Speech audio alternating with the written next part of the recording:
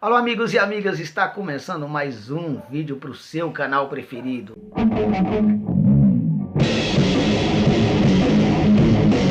O que você não quer saber, porque você sabe o que você não quer saber, ainda assim eu falo para você. Então, o que eu percebi aí nessa galera que se diz da direita, né?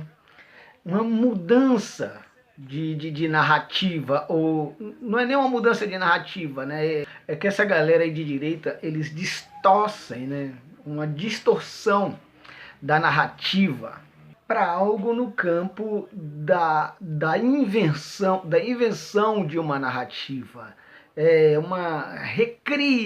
Recria-se, na verdade, uma narrativa falsa, com viés totalmente ideológico, e depois coloca nas redes sociais para dizer que ganhou uma discussão. Vocês vão entender melhor o que eu estou querendo dizer aqui, né?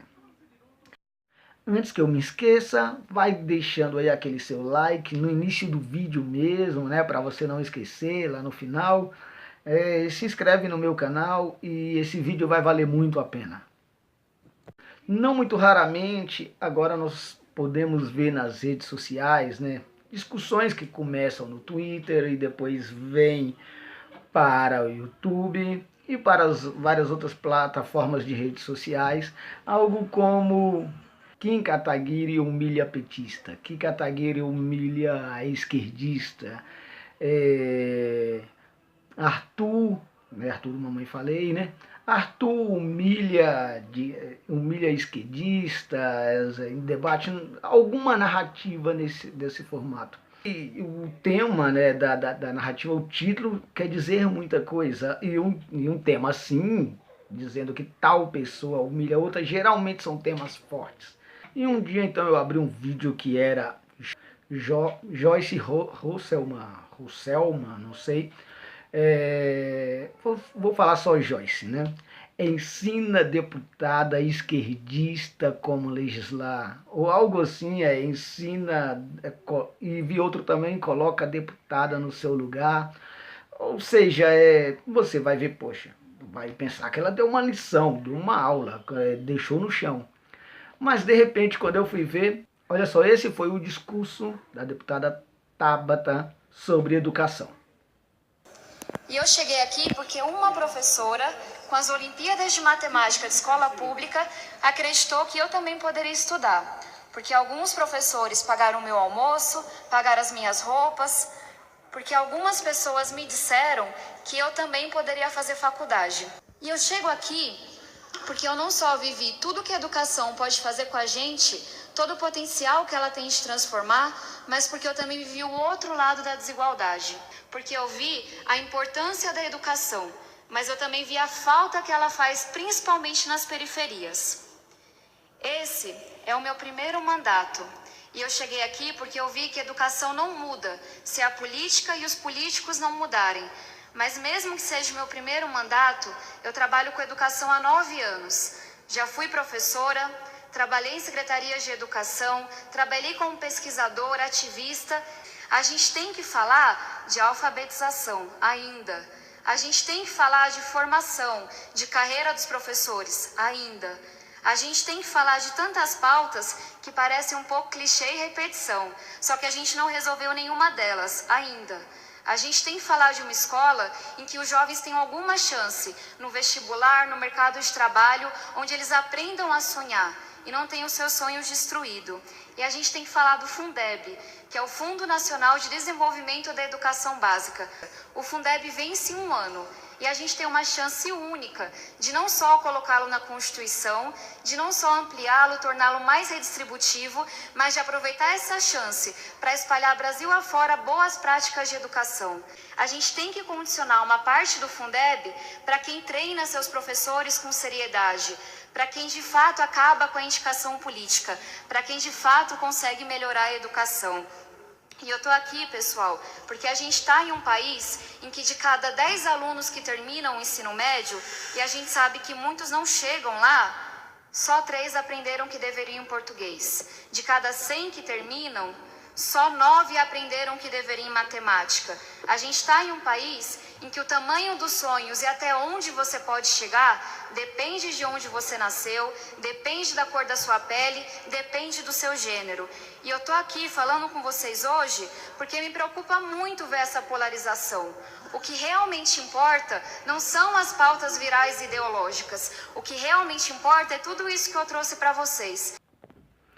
Olha só, nesse vídeo ela dá um ar aí até de crença na educação, ou seja, a educação tem jeito, e coloca a educação como algo prioritário porque para o crescimento do país, para o crescimento das pessoas, precisam de educação, precisa de investimento em educação.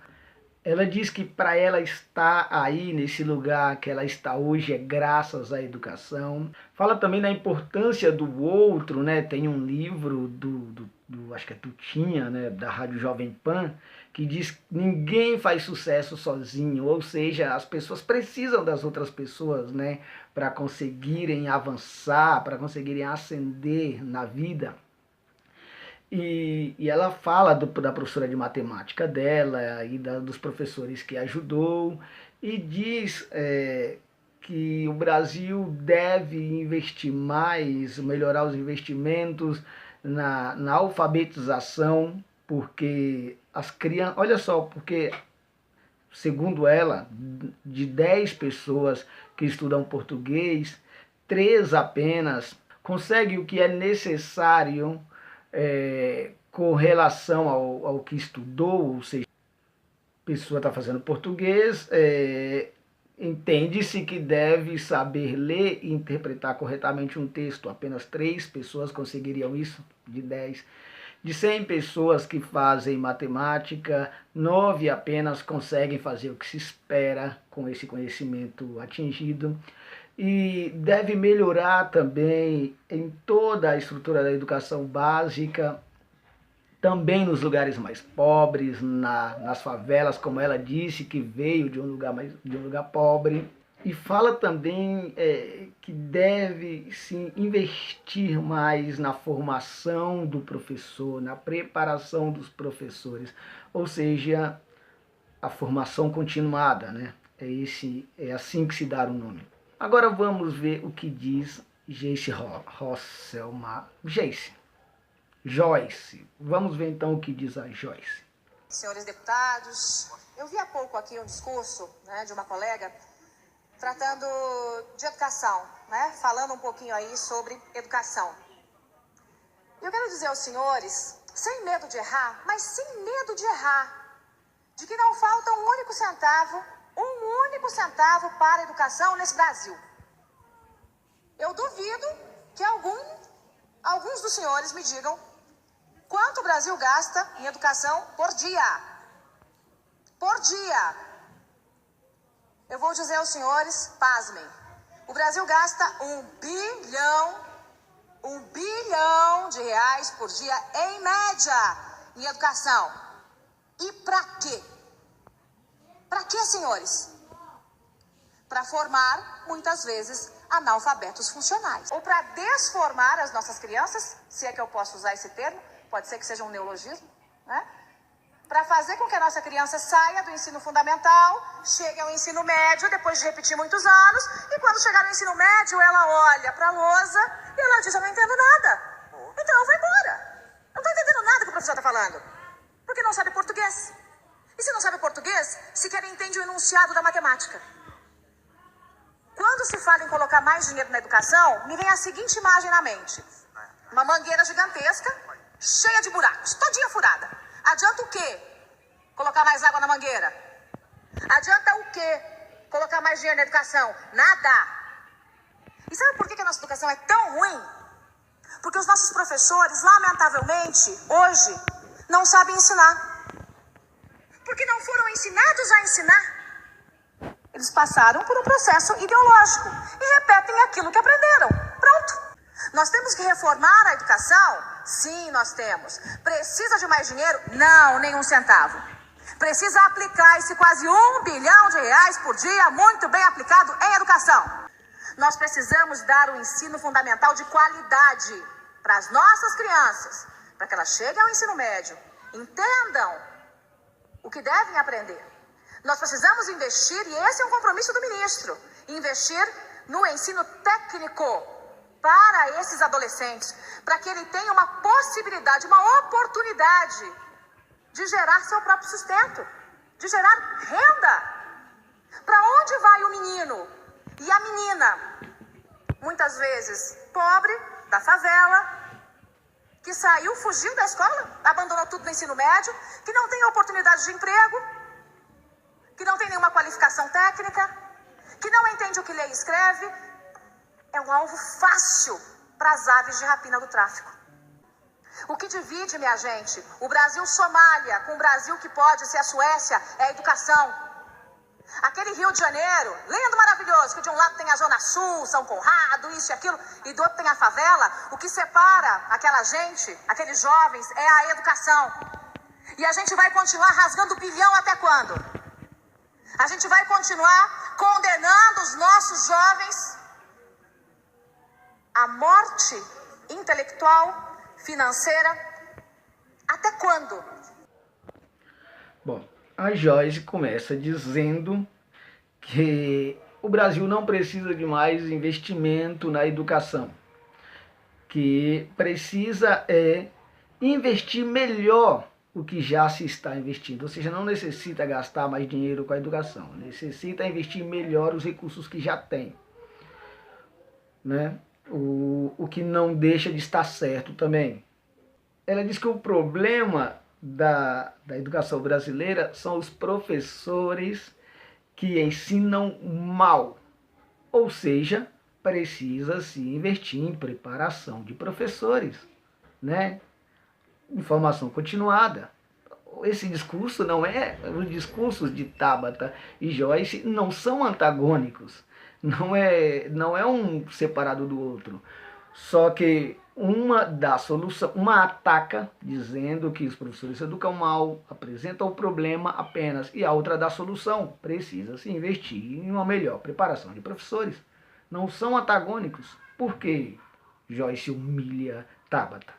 Ela diz que a maioria dos alunos saem da escola, saem do ensino médio, sem saber ler e escrever, sem saber interpretar um texto. E enquanto a Tabata mostra aí, né, ela fala isso, de cada 10, 3 apenas sabe, e de cada 100, apenas 9 sabe calcular, sabe fazer cálculo simples.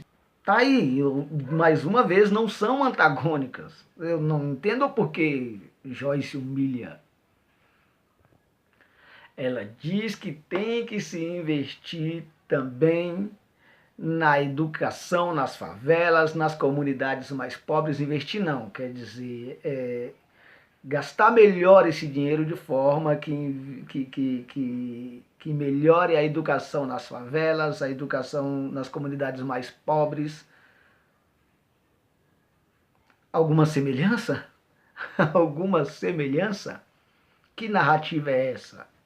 Que narrativa é essa, colocando duas coisas antagônicas no título do vídeo, mas quando você vai ver, você percebe que... né? E ela ainda chega desafiando no início, falando... anteriormente, a colega Tabata disse, e aí ela começa, ela mesma acreditou ter humilhado a outra. Então, pela forma que ela iniciou seu discurso no Congresso, ela mesma achou que ia chegar lá e destruir a outra. Mas falaram basicamente a mesma coisa.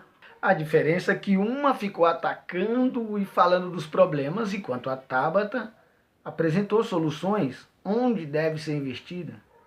Né? Falou de formação de professor, falou de investir na fase da alfabetização, falou em investir em ensino médio, ou seja, na educação básica como em todo o superior. Não ficou atacando, mostrou soluções, enquanto a outra só falou que os professores não prestam, que os professores são ruins. Se são ruins, tem que melhorar, né?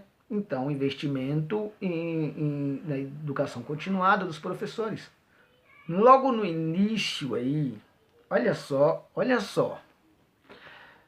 Logo no início, a deputada Joyce começa dizendo que os professores são ruins porque os professores aprendem e simplesmente reproduzem aquilo que aprende de forma mecânica, ou seja, não tem uma discussão sobre isso, não tem um fator crítico, um pensamento mais analítico, mais crítico sobre o que se aprendeu. Simplesmente aprende e repassa tal qual aprendeu.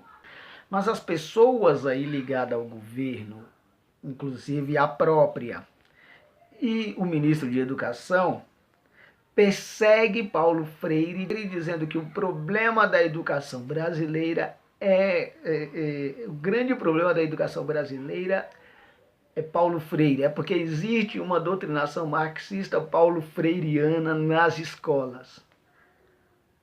Poxa, não foi exatamente isso que Paulo Freire veio dizer em Pedagogia do Oprimido e da Autonomia? Não, na verdade, em todas as obras aí do Paulo Freire tem mais ou menos essa narrativa da educação como depósito bancário, né? O professor tem um conhecimento para transferir, para fazer uma transferência, e o aluno tem um fundo de conhecimento para receber essa transferência, né? O conhecimento do professor. O professor sabe tudo, o aluno não sabe nada, é uma tábua rasa, em branco, onde o professor vai transferir seu conhecimento para esse depósito de conhecimento que é o aluno, que é chamado de educação bancária. Então ele vai receber esse conhecimento tal qual como foi depositado e vai reproduzi-lo igual. Pô, então foi basicamente isso que você disse, deputada Joyce. Por que então persegues Paulo Freire? Se você tem uma ideia parecida, se você tem uma ideia igual, ou você leu e não entendeu que a tua ideia é igual a dele, ou você não leu, mas mesmo assim você quer criticá-los.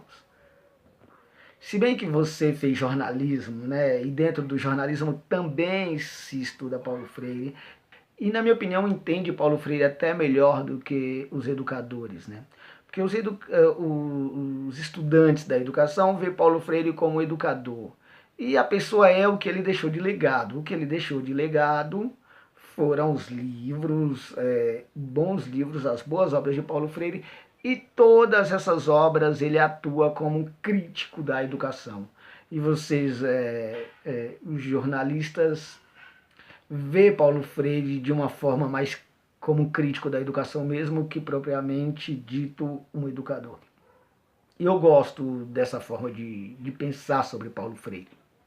Mas eu até entendo você um pouco, Joyce, nesse caso, né, de ler e talvez não entender, embora você tenha criticado aí os professores, né, e as pessoas dizendo que não aprendem nada, não entendem.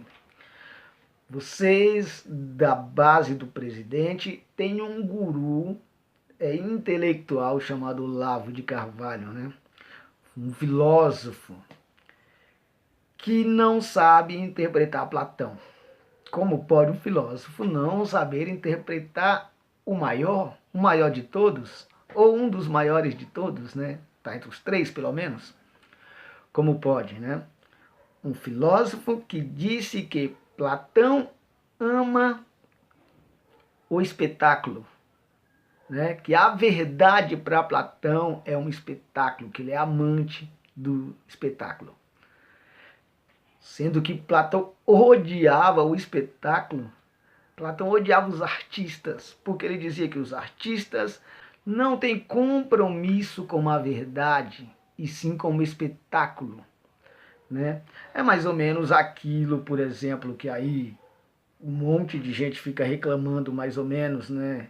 Das pessoas mais antigas, dizendo que a novela da Globo fica tentando empurrar. Eu não tenho nada contra os homossexuais, não sou um dessas pessoas que acha errado que a Globo faça isso, Não sou uma dessas pessoas que acha que não existe homofobia, que não existe todos esses crimes contra homossexuais. Não, eu acho que existe sim e tal. Não é isso que eu estou dizendo. Mas tem um monte de gente que fica reclamando, falando, olha, as novelas da Globo tá tentando empurrar o homossexualismo na cabeça das pessoas e colocando isso como cultural. E é uma forma de passar a verdade ou de impor uma verdade através da emoção. E é assim, e é isso que o Platão que o Platão criticava. Na verdade, a TV tem esse intuito, os artistas têm esse intuito. Por exemplo, fala de racismo em uma peça teatral, faz todo mundo se solidarizar com a questão, mas ela é uma questão totalmente emocional. Tá querendo te convencer pela emoção. Aqueles vídeos que a gente pega no WhatsApp sobre aborto, sabe? Que tem uns fetos ali, todo partido, todo arrebentado, e uma musiquinha triste de fundo, com as letras subindo, que aí você lê e começa a dar vontade de chorar. É exatamente isso que um artista faz. Só que significa que isso seja a verdade? Bom, pode ser, mas também pode não ser. O fato é que eles vão te convencer através da emoção. E Platão critica isso nos artistas. Porque o Platão acha que a verdade ela tem que ser de forma direta.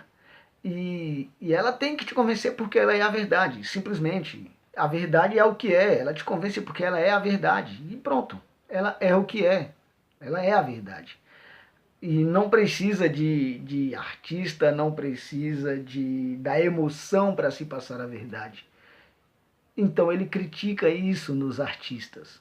Mas o guru do governo aí, né, filósofo, Olavo de Carvalho, não soube interpretar a filosofia.